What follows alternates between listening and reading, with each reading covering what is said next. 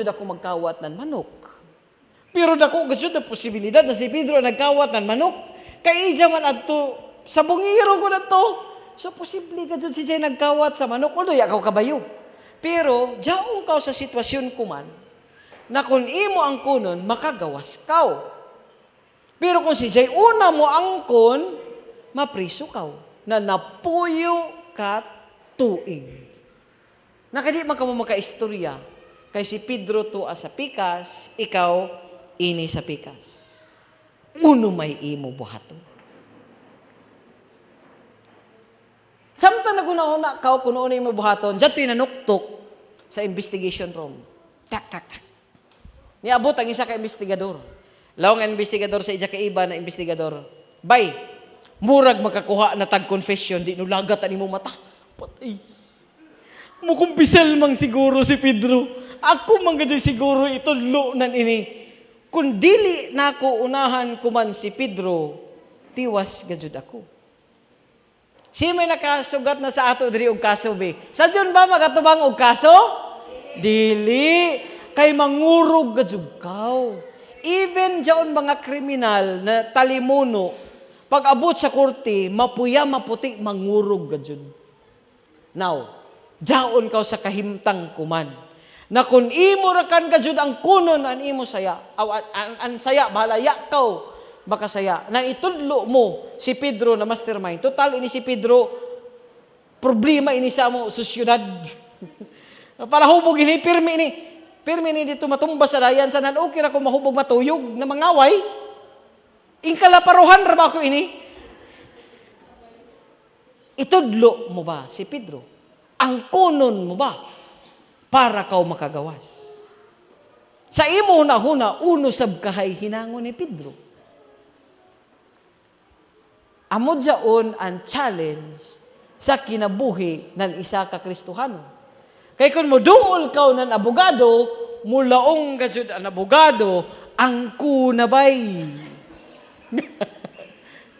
Ang kunarakan para mo gamay-gamayan imo sentensya. Amo mga ilaong kasagaran.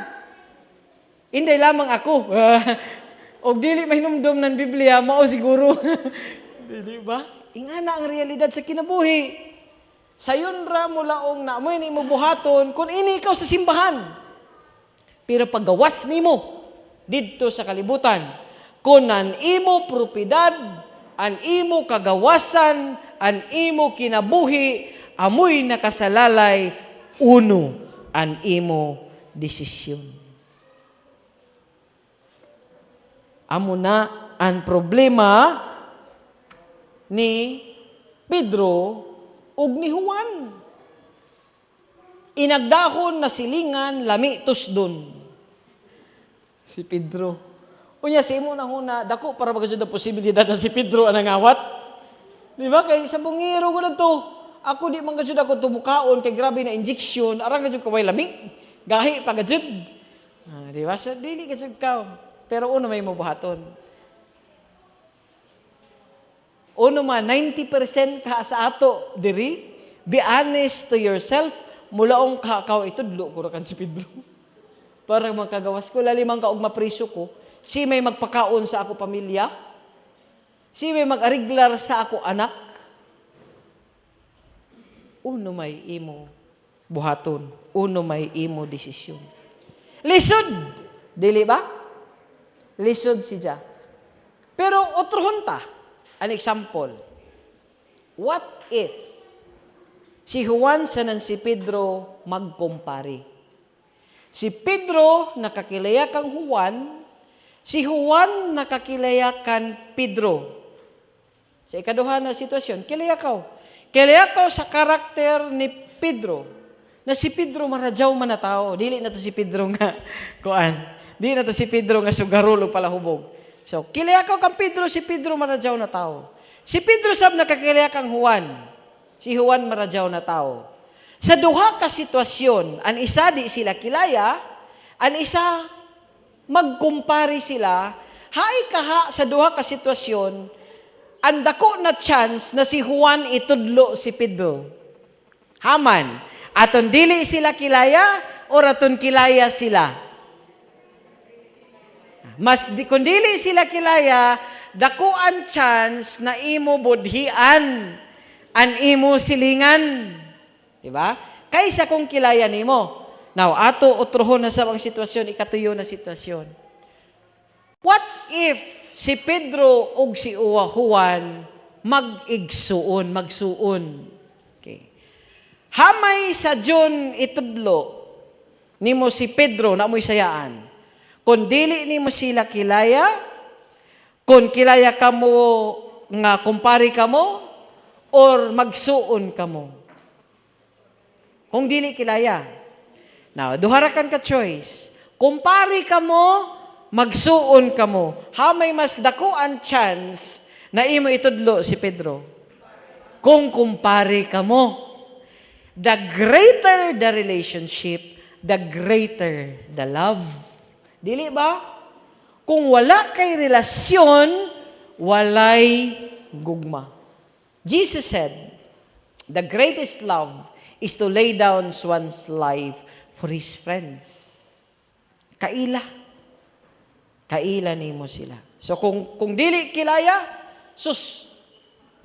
maski pa siguro Kristohanon, even gani siguro pastor o papilion, unsa man, ang kuno nimo itudlo si Pedro, gawas ka karon, or maunhan ka ni Pedro og tudlo, na po kakatuig priso.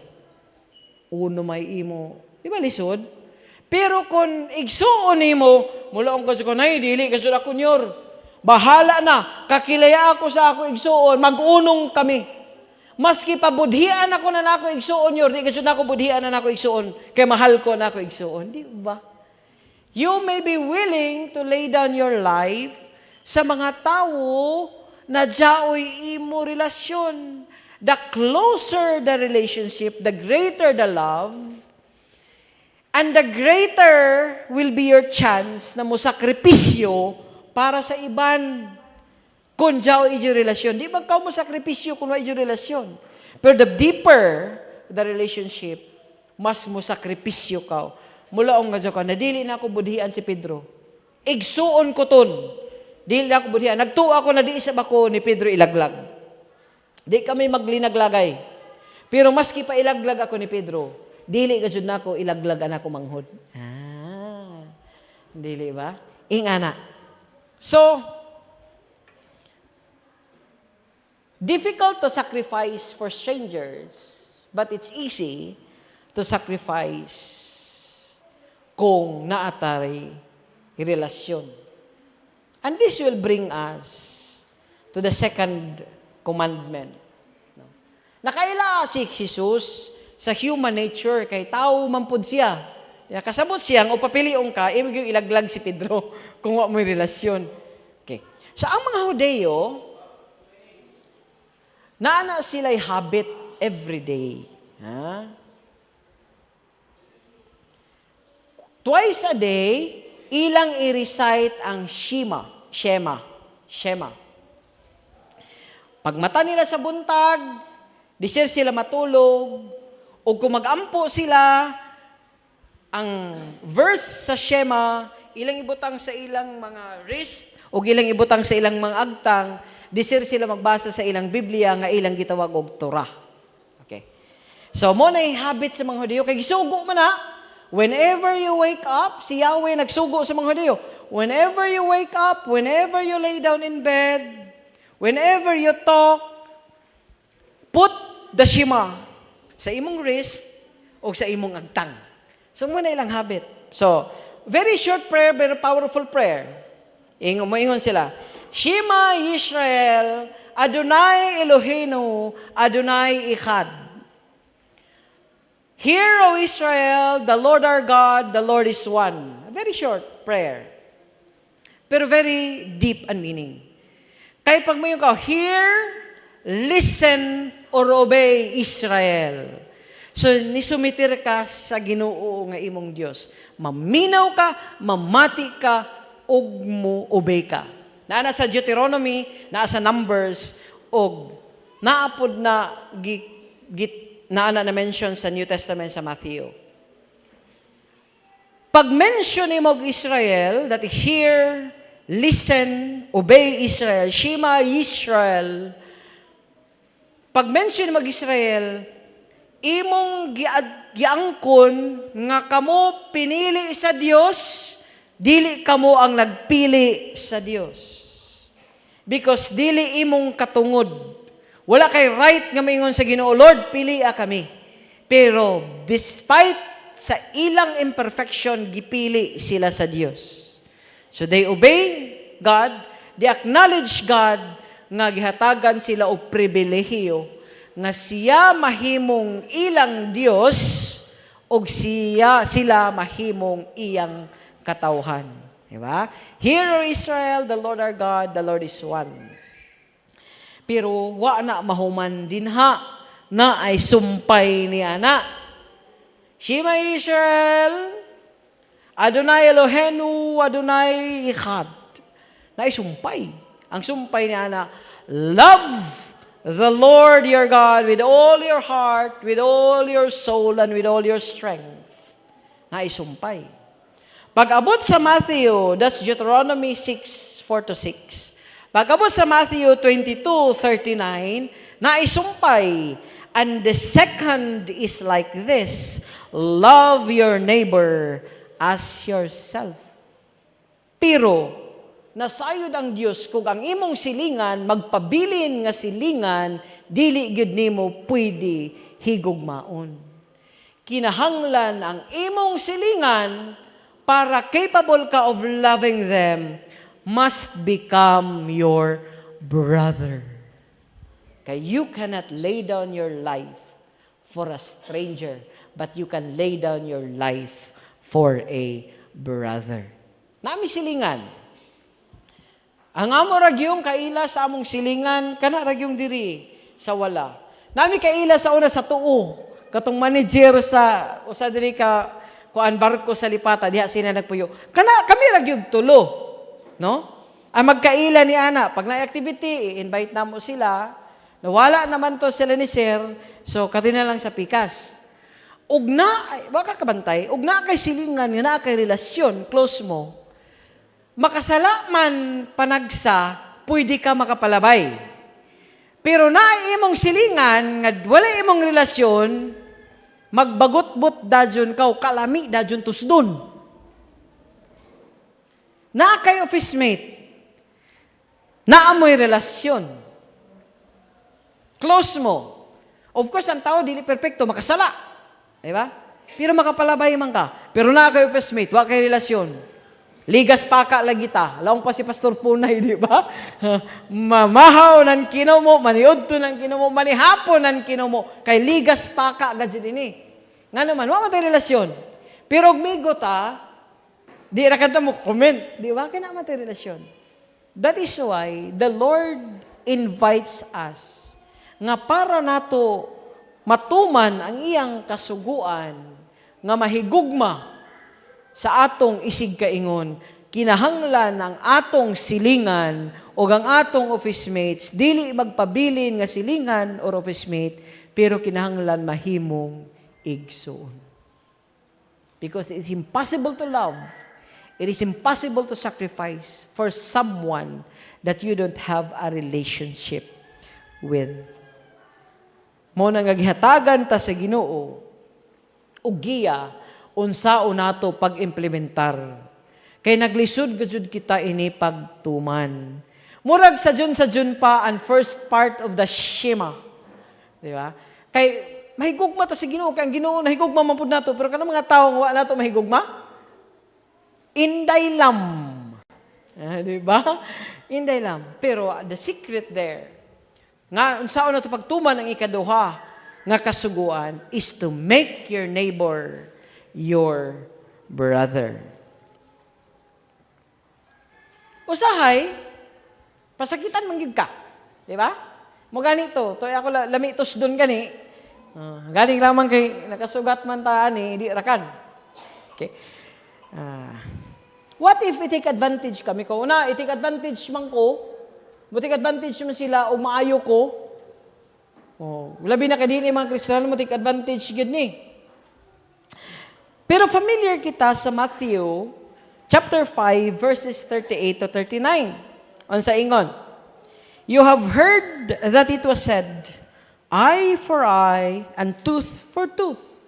But I tell you, do not resist an evil person. If anyone slaps you in the right cheek, turn to them the other cheek also. Oy, ug dapayon kuno ang pikas nimong aping, ihatag ang pikas aping. Og pukuon ka og bato, pukua og binangkal. Kay gahi-gahi. Lisod. Pero pasabot ba niini mga kahigalaan nga ang Kristohanon magpadaog-daog? Kailan man ka og dapayong kas pikas, ihatag pod ang pikas. Mao ba kini ang pasabot sa atong Ginoong Hesukristo? Ato ning masabtan kung atong mabasa ang ubang porsyon sa Biblia.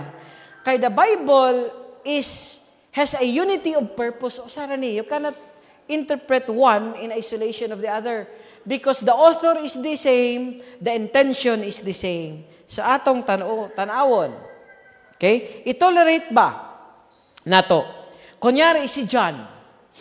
Nahibalo si John, si Juan, nga nagkawat si Pedro. Moingon si Juan, nakakita ra ba ko nga si Pedro magkawat, pero nag-ingon man ang Bible na ug dapayong kas pikas ipadapay ang pikas magpadaog-daog na lamang taani. Ana, si Juan. Kaya nakabasa si John in Matthew 5:38 to 39. So ato eksaminon, no? Let us discover the intention and the heart of God. Kaya man gi-express ang intention pinagi sa iyang balaang mga pulong. Let's go to Leviticus 19:17. Niingon dira, do not hate a fellow Israelite in your heart. Rebuke your neighbor frankly, so you will not share in their guilt. Do not hate your fellow man. Sa una na pa, may distinction Israelite, di ba? Kasi sila raman ang mga anak sa Diyos. Pero karon anak naman tatanan sa Diyos. So kung ato ning idalhon nga teksto sa atong present nga panahon, do not hate your neighbor. Rebuke your neighbor frankly, aron dili ka mahimong sadaan pariha niya. Allah. Conversely stated, kung ang imong neighbor nakasala, pero nimo siya sultihan sa iyang sala, ang iyang sala, imo sab sala. That's very clear. Dili man ako'y naglaong dyan. Di ba? Naglaong dyan. So you will not share in their guilt.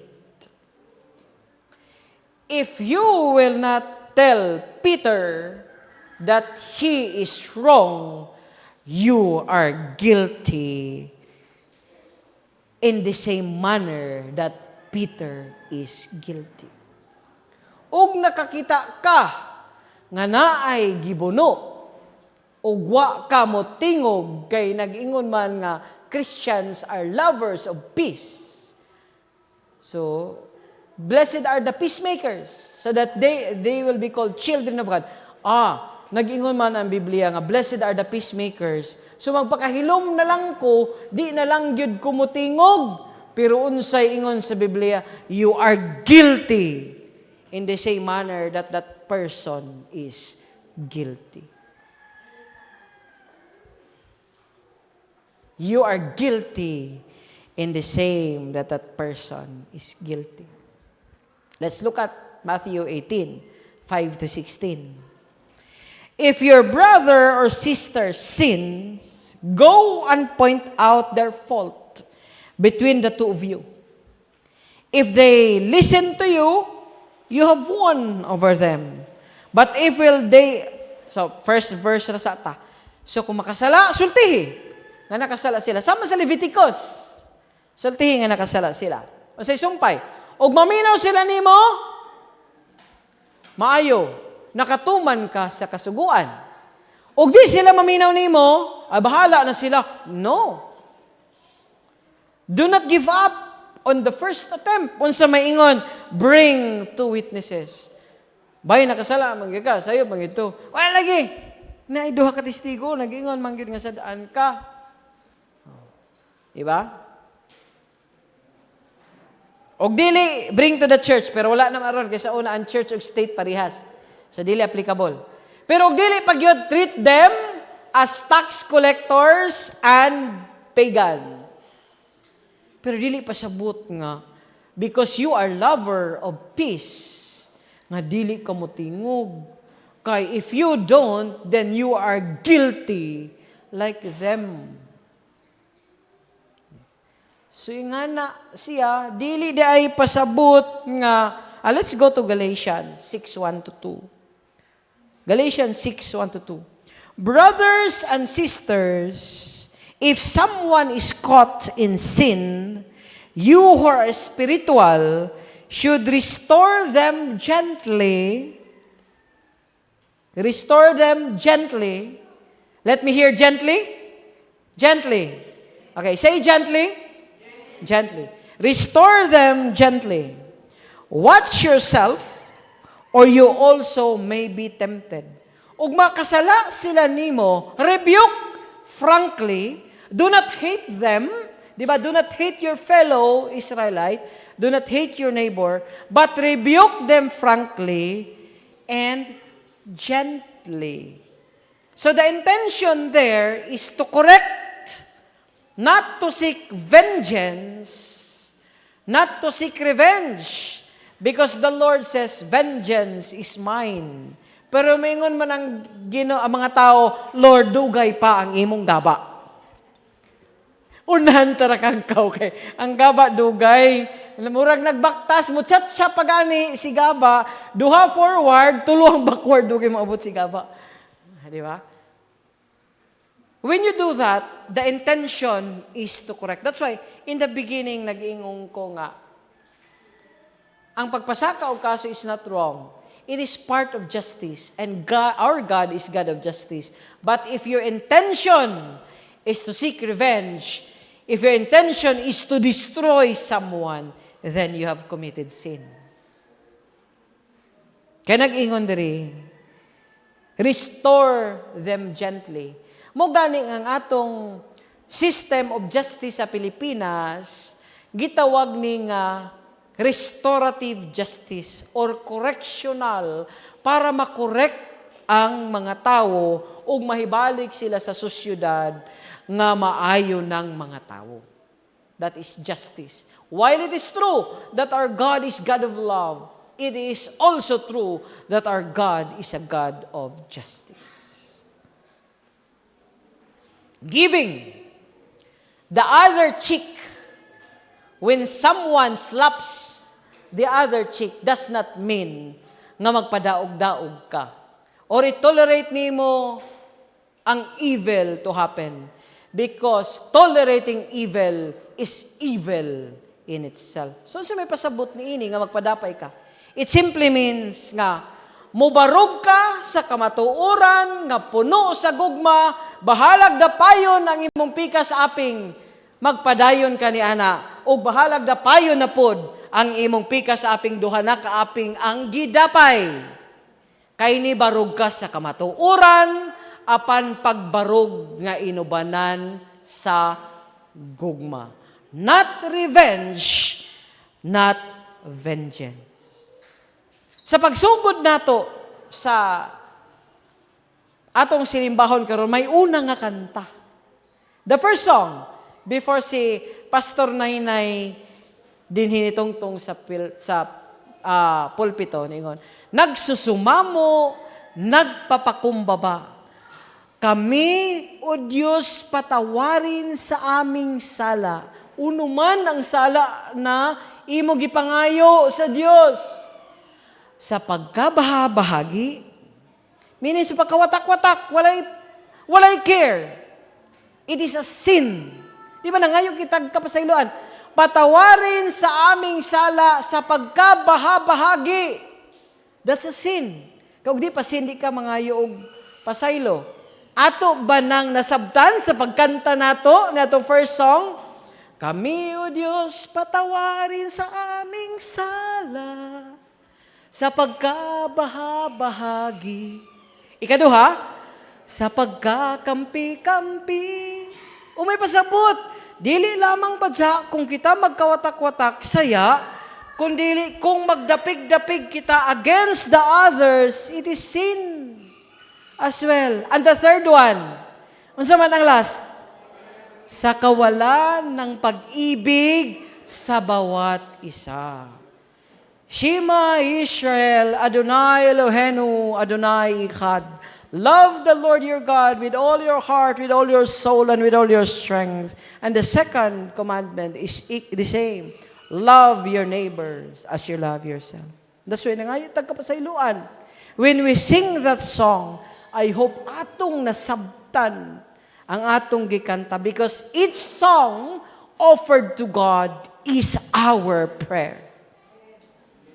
Unya pasalamat nga every Sunday og every Wednesday ug mutunga mo na ay break nga gihatag ang Ginoo kay basin miingon ta puslan man tinusdanay na inikuman kay pila ka paliton ta kaw ha pauyanan ta kaw ng kaso pito ka buok hamang kaw di maghearing kaw kada adlaw apil Domingo di ba but the Lord puts a break ug even sa ato pagkanta ko man the Lord placed a break into our hearts but hopefully, nasabtan nato ang atong kanta. It is hard to love a stranger, but it's easy to love a brother. It is impossible to sacrifice oneself for a stranger, but it is easy to give one's life to a brother. Muna nga giawhag ta sa Dios, kay naglisod man ta pagtuman sa kasuguan nga higugmaon. Sige na ta pangayo pasaylo kada Domingo kay atong silingan gusto nato tusdon iya tang gitudloan karon.